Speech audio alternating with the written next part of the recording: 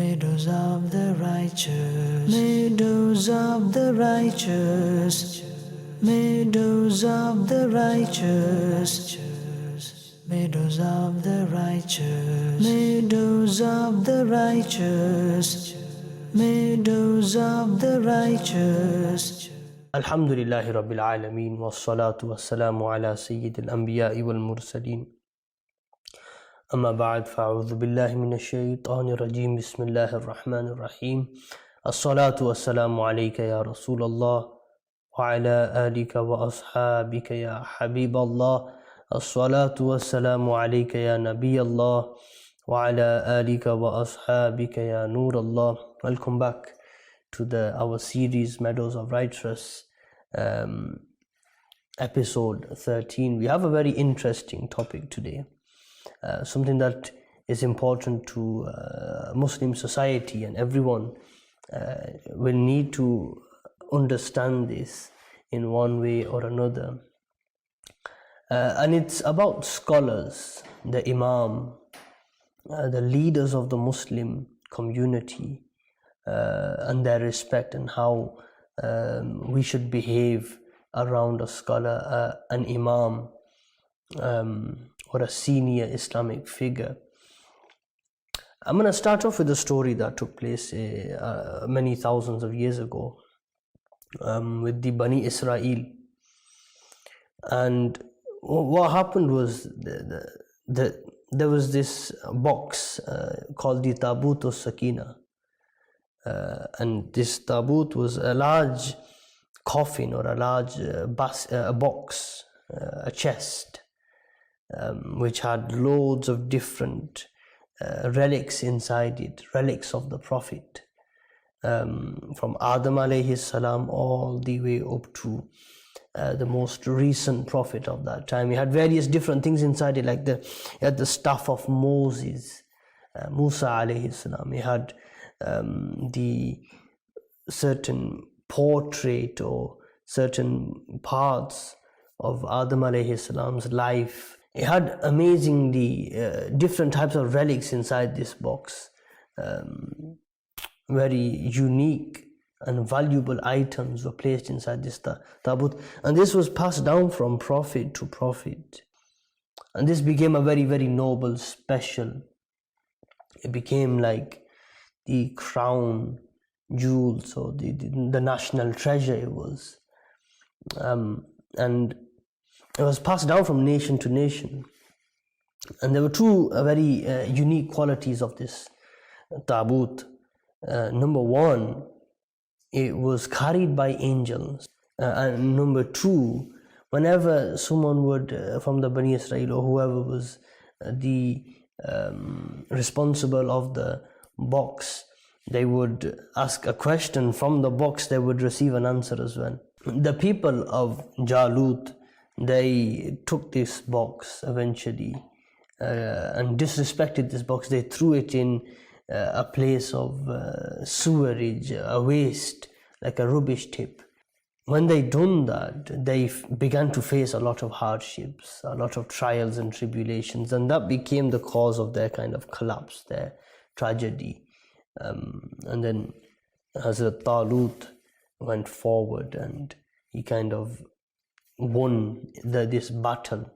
But the main focus point was this box, because when they respected and honored this box, they were successful, and their questions were answered, and they had this total bliss, this perfection, this satisfaction. The name of the box is Tabut-e-Sakina, the chest of tranquility, the box of tranquility. It would give them sukoon, barakah, sakina.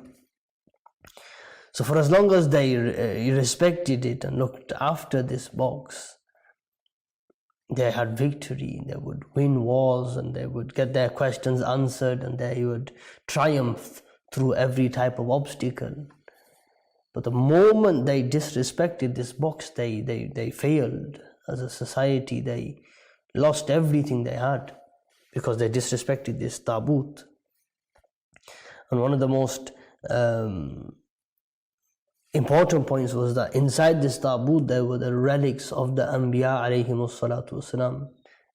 It had loads of amazing things inside this taboot. Now, in Ruhul Bayan, Allama Ismail Haqqi, the commentator of the Quran, he in commentary writes a very important or very interesting point. He states that the Tabut-e-Sakina of this Ummat is the heart of a scholar. The Tabut-e-Sakina of this Ummat, the Ummat of Muhammadur Rasulullah Sallallahu Alaihi Wasallam, is the heart of the Alim. Now, the heart of the Alim, it carries the inheritance of the Prophets. Prophets don't leave behind money and wealth in inheritance, they leave behind knowledge. And Tabut-e-Sakina had the inheritance of the Prophets alayhimus salatu wassalam. So he does this amazing analogy where he says that the Tabut-e-Sakina of the past and the Tabut-e-Sakina of today, the difference is that that was a box, a physical box that you could see, and the scholars of today, of Ummah of Muhammad Rasulullah Sallallahu Alaihi Wasallam, they are the physical, their hearts are the Tabut-e-Sakina because they carry verses of the Quran inside the hearts, and they carry hadith or knowledge given to them by the Prophet Sallallahu Alaihi Wasallam, which is his inheritance, and all the previous prophets as well by virtue of the Quran. So he makes this analogy by saying that the scholar is the Tabut-e-Sakina of this nation, which is very, very important. And also he goes on to say that the scholars, the Tabut-e-Sakina was carried by angels. The angels would carry Tabut-e-Sakina. Likewise, when students go towards the madrasa, angels lay out their wings underneath that student's feet, so he doesn't face no tribulations or obstacles in his journey, so he could go and learn in madrasa with ease. And he links that analogy together. And likewise, whenever they would ask a question from the Tabut-e-Sakina, the Tabut-e-Sakina would give them an answer. And a scholar of this nation, whenever you ask him Islamic question, he gives you the answer to that as well. So he gives this amazing analogy of the Tabut-e-Sakina and the meaning of that box to us, yani the value we have or the lesson we learn from the Tabut-e-Sakina. Now what's important about that Tabut-e-Sakina was when they disrespected it. So for as long as they respected it, they were in victory. If you look in our history, the Muslim history, for as long as Muslims respected their leaders, there was victory. The lesson here is that for as long as you respect your leader, for as long as you fulfill his orders and commands, and you give him that authority, you will triumph, you will win battles, you will succeed as a nation. And the moment you go against or you disrespect, or without similarity to this incident, but the moment you go against the statement of your leader or your imam or your grand scholar, that's the moment of difficulty. That's when you will become dominated. That is a time of dhillah. And overall, generally, that's what happened with Tabut-e-Sakina. For as long as it was respected, for as long as it was treated fairly, it was this triumph, victory upon victory. And then the moment it was disrespected, it was defeat upon defeat. And that's how scholars are of this nation. This is something that we must take very, very serious and important.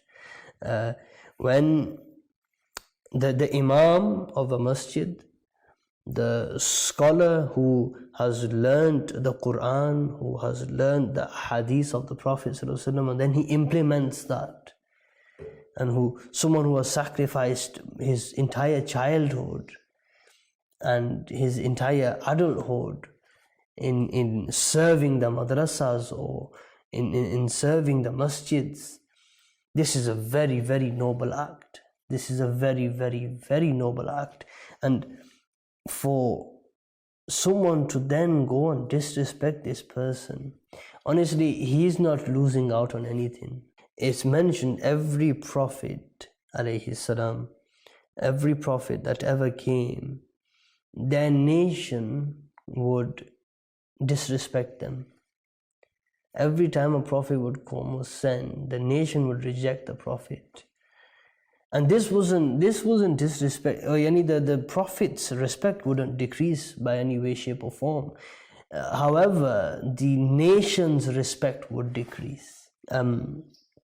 Likewise, scholars and imams and the grand muftis of this nation, especially of this time, living in this time of fitna, and they have various different tribulations and trials that they must go through when writing a fatwa.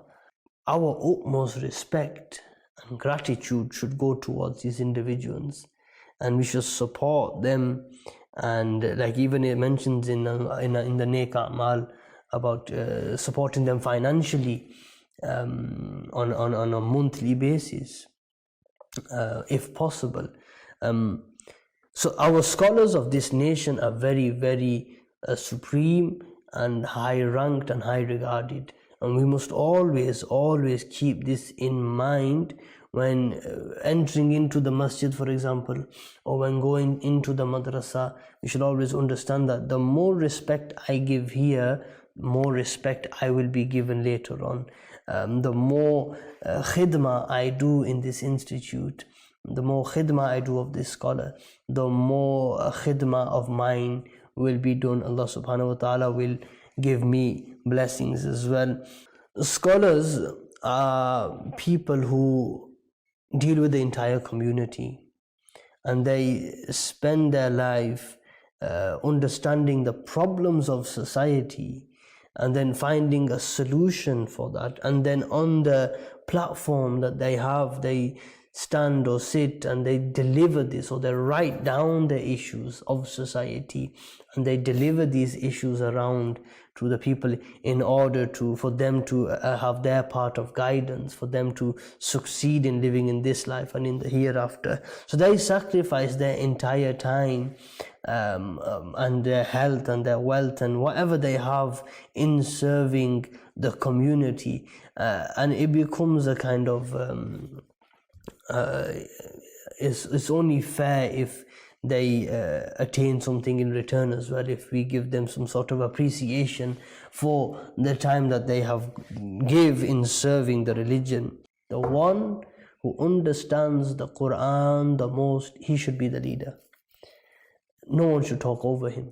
If there's a person who understands the book of God, the noble Quran, and there is a person who has never or is unable to read the Quran by looking at it, there is a sky and the earth difference.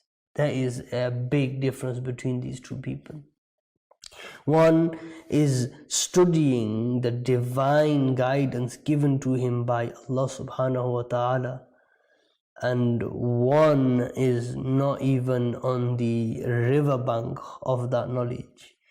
One is diving deep into the oceans of knowledge and taking out the pearls from the oysters deep down below, and the other one is just watching from the shore as he does it.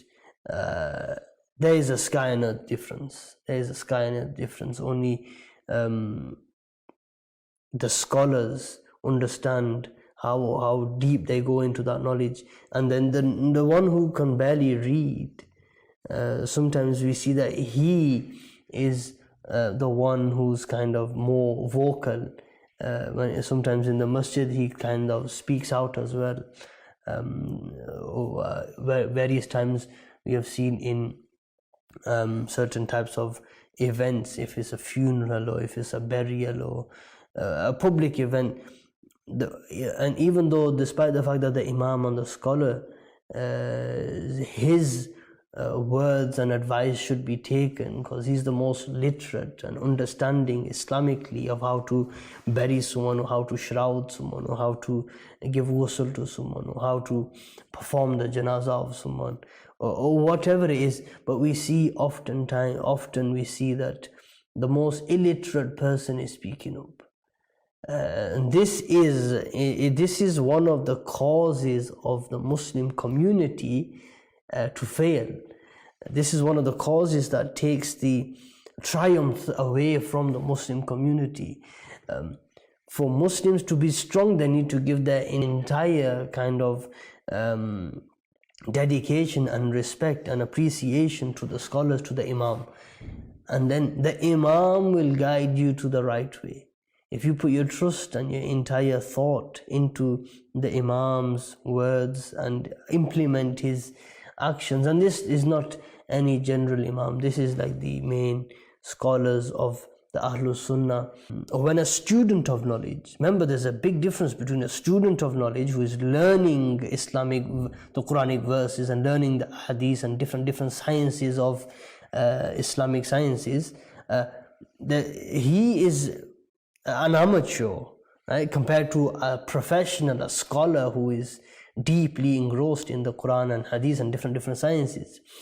But when a student goes to a graveyard, a Muslim graveyard, Allah subhanahu wa ta'ala likes the student of knowledge so much that when a student of knowledge goes towards the graveyard, Allah stops the punishment of all those people in the graveyard.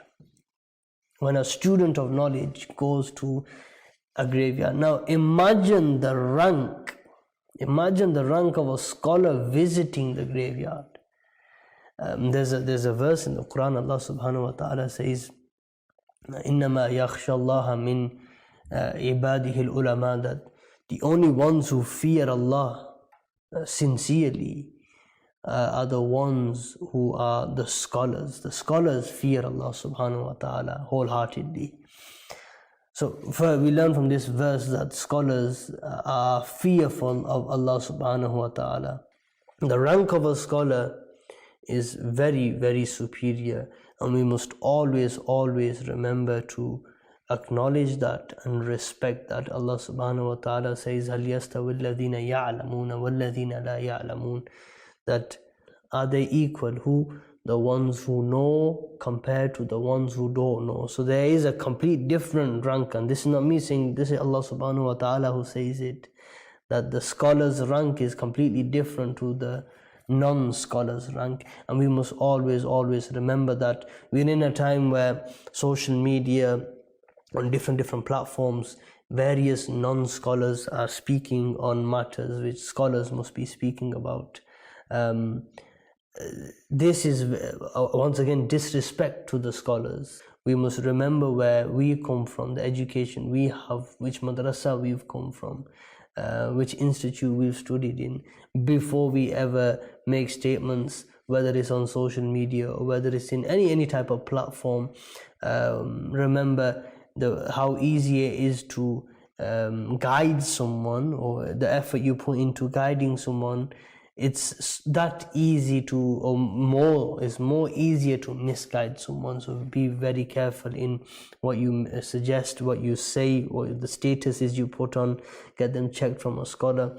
Always keep in touch with scholars. Give them your respect them, and you will see that you will get this sakina in your life as well. Allah subhanahu wa ta'ala give us tawfiq and ability to respect the scholars of this nation for the sake of Allah and His Rasul. Sallu ala al-Habib sallallahu ala Muhammad sallallahu alayhi wa sallam. Meadows of the righteous, meadows of the righteous, meadows of the righteous, meadows of the righteous, meadows of the righteous, Meadows of the righteous,